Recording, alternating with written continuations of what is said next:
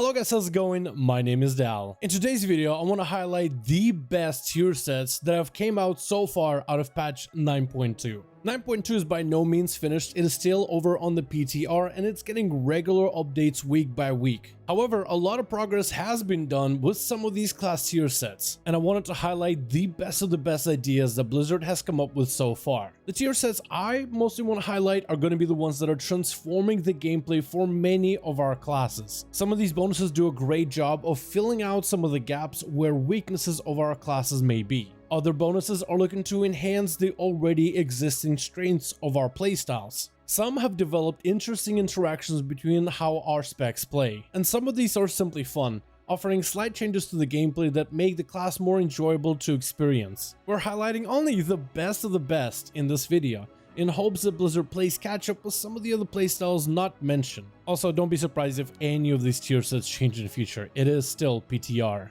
Starting off alphabetically, which is how we're going to structure this video, are the Death Knights.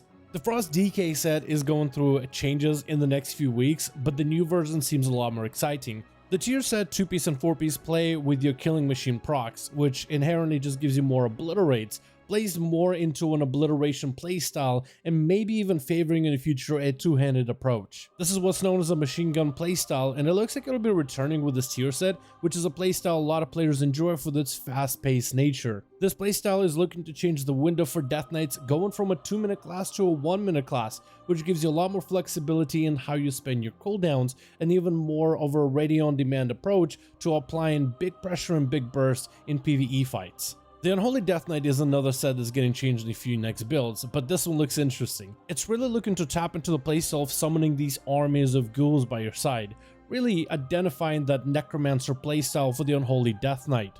But it also heavily feeds into the execute mechanic that the Death Knight is somewhat known for, mostly a playstyle designed through talents, but now with the tier set it'll be a lot easier to embrace this kind of a build. Classes with execute windows are highly valued, especially in progression rating, which is going to elevate the value of the Unholy Death Knight.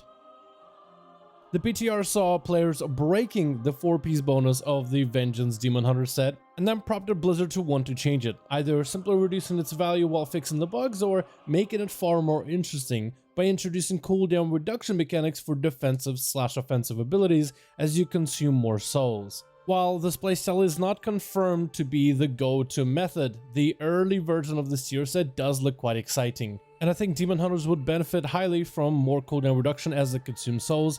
I could see a huge benefit in Mythic Plus content, where they could go a little bit more aggressive as they increase the rate of soul consumption, utilizing certain cooldowns in order to increase that rate, which would allow them to be a lot more aggressive on damage as well. This would give a lot more interesting nuance on how to approach a Demon Hunter, but it would still allow them to play into the very aggressive gameplay that is part of the core of Vengeance Demon Hunter.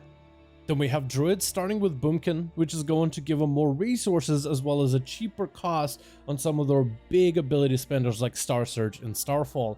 Boomkins I don't think are going to change too much with this tier set, but it still is an effective tier set that plays into some of their strengths. The 2-piece does sound at first like it's going to make Lunar Eclipse a little bit stronger as it comes with the free Fury of Raloon, though this Fury is going to be only 25% effectiveness. That is still extra resources that you gain during that window. This is definitely going to influence Boomkins into playing a more uptime on Celestial alignment windows, and even legendaries that let you proc Celestial alignment a lot more often. For Feral Druids, your single target output is not an issue, but your AoE can sometimes be lacking, so Berserk 4-piece allowing you extra bleed damage to every enemy nearby is going to amp up the AoE output of a Feral Druid. But also giving them some cooldown reduction off of their main ability Berserk is going to allow them more flexibility in the windows when they use Berserk. Another Berserk does extra damage to every enemy around you, whether they are in AoE or in single target, does place more emphasis on Berserk focused playstyle. It also has an opportunity to strengthen the talents and playstyles that offer you more common point building and spending, which would be the opposite of the slow, methodical playstyle of Feral Druids generating common points and spending them sparingly. The Guardian tier set is looking to heavily strengthen the already strong Incarnation playstyle, which is now going to allow you to radiate cosmic damage and heal you every second, with Barkskin also becoming an offensive cooldown, where Barkskin will also allow your character to enter Berserk for a short time. This is also likely to influence talents that allow you more uses of Barkskin throughout a fight. The Beastmaster Hunter is looking to feed back into a crit heavy playstyle, allowing crit to be interactive with certain procs. This is going to be familiar if you played Battle for Azeroth version of Beastmaster Hunter. This isn't doing too much in terms of changing rotation drastically, but now lets you feed off of certain procs and will most likely feature some sort of a crit cap to this build. This is looking to add some form of complexity to Beastmaster Hunter playstyle, which can be pretty simple, which is not a bad thing at all, but personal to my taste, this is adding extra procs for me to manage and watch out for, which gives me a little bit more to do. The Marksmanship set is looking to give you free trickshot procs and buff-in abilities of aim shot and rapid fire, which are part of your basic playstyle toolkit. Even though trickshots, the buff, is generally tied to the AoE and cleave or Marksmanship Hunter, it still will offer the hunter pure single target damage increase, while providing regular bouts of random cleave to nearby targets. Trickshots can also be manually activated with talents like Volley, which is sure to provide some interesting interactions in very specific environments. The Survival Hunter tier set is looking to give you a lot more wildfire bombs, which means a lot more interactivity with certain legendaries that buff the wildfire bomb or reduce its cooldown. When you play with a talent that infuses your grenades with extra special effects, this gives you even more complexity in your rotation, be it AoE or single target. Since you have wildfire bombs that will apply a bleed effect on subsequent raptor strikes, wildfire bombs that will refresh the duration of your dot effects, as well as wildfire bombs that will give you more chances of resetting your kill command, which plays directly into your resource generation. Normally there's a lot of RNG involved with when you get these bombs, and you're simply looking to maximize the value whenever you get them, but with a lot more regular uses of these bombs thanks to the tier set, you're looking to add a little bit extra complexity of planning and a lot more control in your rotation. The Arcane Mage tier set is looking to bolster your single target damage, which is fantastic if you want a PvP. But because of the Touch of the Magi splash effect to nearby enemies, you're not only buffing your single target, you're also buffing your free cleave that you get through this playstyle. This kind of profile is very much sought after in PvE content, particularly in raids. If you have a class that's able to funnel a lot of single target damage into a high priority target in order to bypass or make certain mechanics of the fight easier, while also providing huge amounts of splash AoE on top of it, it ends up being to the benefit of everybody in the party, and overall more damage for that mage. The Fire Mage tier set allows you longer combustion and better resource generation during your combustion, getting Phoenix Flames and Fire Blast quicker. This tier set is on this list because it's a no-brainer going to be really good, since Fire Mages are very much playing around the combustion window, which is going to give you even more cooldown reduction to that window, really solidifying that Minute Mage if that's how you want to play it. Minute Mage allows you to become a little bit more flexible in your timings for the cooldown, letting you use your cooldowns every minute, and now you have a little bit extra power behind those cooldowns, so now your punchy damage every time you burst that can be very effective in raids and dungeons is going to be even more effective. Speaking of punchy damage, the Woundwalker tier set is looking really interesting, with raw increases to Fist of Fury for 2-piece and an interesting mastery baked in playstyle into your 4-piece. The mastery for Woundwalker monks makes it where, as long as you mix and match in your abilities that they're not repeat of each other, your abilities do extra damage. This is a playstyle where you're effectively trying to juggle abilities, but now the juggling will become more complex, where after the first 10 abilities that do damage, your next 3 are going to be 22% more effective. This will mean having to adjust to the playstyle of monk and obviously running some sort of weak aura so you can manage all these stacks and all these procs all together. But the raw damage increases that comes from this tier set is really strong so far, and could open up a lot of opportunities for maximizing huge value for monks if you can adjust to these gameplay. Another spec of monk that's getting damage increase is the 4-piece for the Brewmaster Monk. The spec itself struggles with magic damage, which the 4-piece allows you to heal yourself with Keck Smash hits, but also give you more health to deal with magic damage intake. But also, Keck Smash extra damage will be very rewarding mythic pluses, allowing you to get more snap aggro quicker, so then your party members don't have to hold their cooldowns until you establish aggro a couple globals in. A perfect example of a tier set that's looking to fill certain gaps of a Brewmaster, which will inherently enhance the playstyle going forward. The Holy Paladin tier set is going to reduce the cooldown of your wings, your strongest cooldown in the game. Wings can be as much of a savior of your party, healing them to full, but also wings can be used aggressively, which is a very popular playstyle for Holy Paladins in Mythic Plus. In the past expansions, we had Paladins who were able to reduce the cooldown of their wings, and it was a very strong, potent playstyle then. and I would imagine because of that, it's going to be a strong, potent playstyle even today. Protection Paladin is looking to gain more block chance in its playstyle, while also dishing out more judgments every time it blocks an attack. Prot Paladin is known as a glass cannon tank, where it can do a lot of damage to the target, but in terms of playing more defensively, it does struggle sometimes dealing with some of the physical damage that goes out. The magic damage you can actually deal with quite well and even heal through it. The physical damage can be overpowering in some Mythic Plus scenarios. This will bolster the defensive output against the physical damage, particularly for Prot Paladins, which is one of the sore spots, while allowing them extra damage and even resource generation, which might be a little early to say because with this tier set, we're still not sure if the judgment generated is or isn't supposed to generate holy power. The Shadow Priest tier set is looking to skew the playstyle into a Mind Blast heavy build, which has synergies with talents, legendaries, and even covenants in order to facilitate this playstyle. In a very slight way, but if you're lucky enough with the procs, it could give Shadow Priest a little bit more much needed mobility, giving them a lot more insta-cast opportunities if they do play heavily into this proc-based build. The Assassination Rogue tier set is looking to play heavily into a bleed-focused playstyle, with a tier set future change going forward that will amp up and fill the gap of their lacking AoE. Something in the spec definitely needed is a bit more AoE output while still enhancing the single target approach. The Subtlety set is looking to generate a lot of calm points and a lot of procs, and this tier set is actually supposed to have a lot more interactivity between legendaries and different spec bonuses. They might even have to reduce the power of Subtlety Rogue because this set is looking incredibly good in 9.2. A very effective tier set that plays into the strengths of Subtlety that's looking to create some interesting synergies and combinations overall.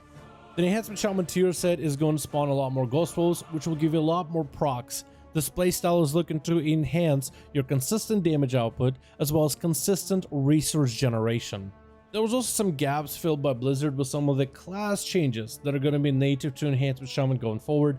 Together with those class changes and this current tier set, Enhancement Shaman is looking really strong heading into patch 9.2 in general as a melee.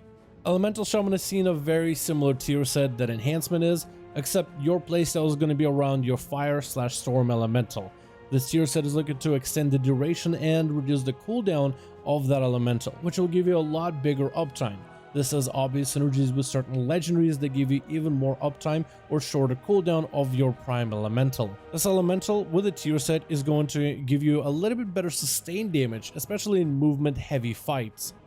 The Restoration Shaman tier set is looking to play into a crit based playstyle as well as cooldown reduction mechanics for your Restoration Shaman, letting you reduce the cooldown of many of your totems. Like with a Holy Paladin, cooldown reduction of some of your strongest totems could be beneficial, though for Restoration Shaman there aren't any totems as strong as wings. Unless of course you play Kyrian with the Kyrian Legendary, which will give you a little bit defensive but also offensive power for your Shaman, especially with the fact that you can control which totem gets cooldown reduction by making sure that only one totem is on CD. Because of this, the cooldown reduction element actually looks quite interesting, leaving a lot of Restoration Shamans excited for the possibilities ahead. For Affliction Warlocks, Blizzard is bringing back the enhanced version of Malefic Rapture, buffing its damage output. Pre-nerf, Malefic Rapture playstyle was the bread and butter that allowed Affliction Warlocks to perform well in cleave fights, single target fights, or even very hectic AoE encounters. This change alone might allow Affliction Warlocks to be less of a sideline choice. There's even proc-based gameplay whenever you Shadow Bolt or Drain Life the target for free Malefic Raptures, but also extra duration on some of your dot damage, which probably means that the 4-piece will get quite a lot of use since there will be a lot of filler to play through. For Demonology Warlock, the tier set sounds simple: more Dreadstalkers and more Imps every time you Hand of Gul'dan. But because of all these pets, there's a lot of hidden procs that all these pets generate. Every time your Dreadstalkers fade, you get procs for free Demon Bolts that are instant cast, which is a lot of resource generation. The Imps summoned by the 4-piece also give you resource generation by providing you soul shards when they pass, which means you can actually get yourself in a loop where you're constantly generating resources so fast you can't spend it fast enough. More procs of Demon Bolts means you'll have a little bit more mobility as you get a lot more instant cast as part of your base rotation. But also the never-ending resources that you generate as a Warlock might allow certain talents like Nether Portal to become a little bit stronger and a little bit more forefront as part of your regular gameplay. The Arms Warrior tier set is looking to enhance your playstyle altogether by giving you a better debuff window that's a little bit more enhanced, as well as a strength proc that could have a mostly 100% uptime. This simply looks like an overall buff towards the playstyle of Arms Warrior to make it more effective without necessarily providing any particular changes to its gameplay. The Fury Word tier set has some interesting, though limited, talent interactions unless those change in the future. The extra charges of Raging Blows is definitely looking to make your playstyle a little bit smoother, giving you less gaps of abilities to use in between, and therefore less whirlwinds to fill in your filler abilities. The regular procs of Recklessness give you overall better uptime on Recklessness, which gives you a ton of resource generation, and the faster you generate resource, the faster you can spend it.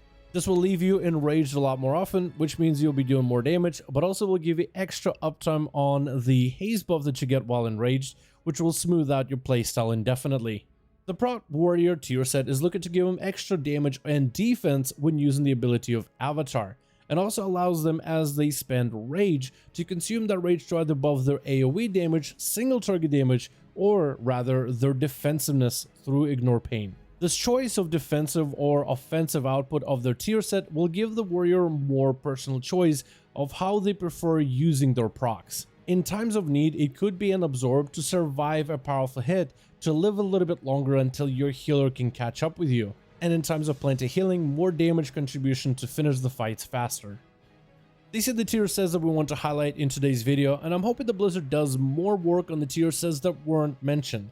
It doesn't mean that all the tier sets that we didn't describe in this video are bad, but some of them can be a little bit more boring, a little bit less interactive, and they sort of feel like they need a bit more work. Because some of these tier sets are fantastic and they offer awesome gameplay, while others seems like a more work in progress and just an early build that I just couldn't quite highlight just yet, but hopefully we'll be able to in future videos. Thank you guys so much for watching this video. I do hope you enjoyed. Let me know your thoughts on the tier sets that we talked about in this video, or do you think there's a tier set that I didn't mention that definitely should have been a highlight? Let me know that one in the comments below. If you guys enjoyed this video, give it a thumbs up, subscribe to the channel, hit the bell, but also link in the description, there's going to be a Discord link towards the channel Discord. You guys should definitely become part of the community, join the Discord, as it is the best place to reach me directly. And again, thank you all so much for watching. I hope you guys enjoyed, and I'll see all of you in the next one.